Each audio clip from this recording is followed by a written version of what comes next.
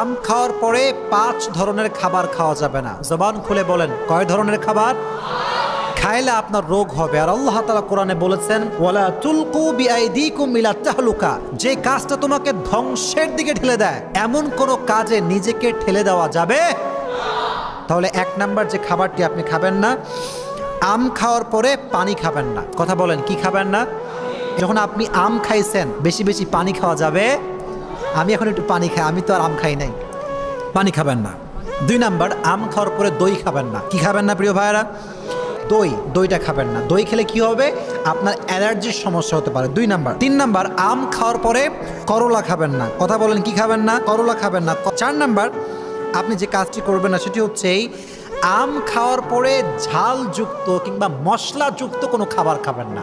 4 number. 5 number, কোমল পানীয় কোনো জিনিস আপনি আম খাওয়ার পরে খাবেন না।